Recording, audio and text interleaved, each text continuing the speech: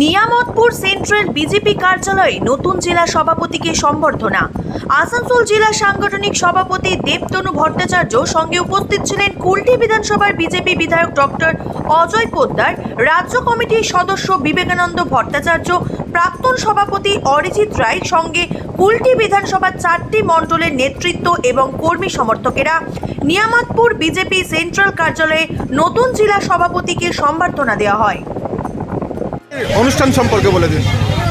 এটা হচ্ছে আজকে কুলটির এই আমাদের সেন্ট্রাল অফিসে আমি যেহেতু নতুন সভাপতি নির্বাচিত হয়েছি সাংগঠনিক জেলার, আমাকে সম্বর্ধনা দেওয়ার একটা কার্যক্রম হলো এবং সেই সম্বর্ধনার পাশাপাশি আমাদের কর্মীদের কাছে ভারতীয় জনতা পার্টি আগামী দিনে কীভাবে চলবে তার একটা বার্তা দেওয়া হলো। আজকে থেকে মানে আমাদের 26-এর লড়াই একদম পুরো জোরদার করে আমরা শুরু করব। দাদা, নতুন দায়িত্ব পেয়েছেন, আগামী ক মাস পর আবার নির্বাচন, চ্যালেঞ্জটা কীরকম লাগছে? চ্যালেঞ্জ তো সবসময় আছে, লড়ার হার জিতের লড়াই, জেতার জন্য লড়ছি, সাথে সাথ এবার আমাদের টার্গেট। সবাইকে নমস্কার। আজকে খুবই আনন্দের দিন যে আমরা আসানসোল জেলা সভাপতিকে এখানে পেয়েছি।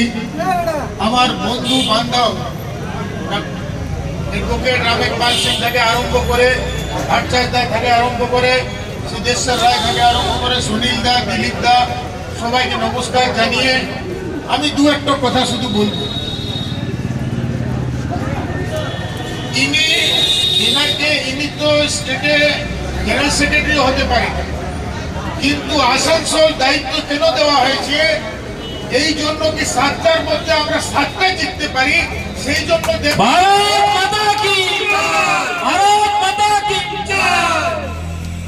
ইনার পরিচয় কি বলবো। 1999 সালে বাড়ি ছেড়ে ইনি সঙ্গে প্রচারে বেরিয়ে গেছেন।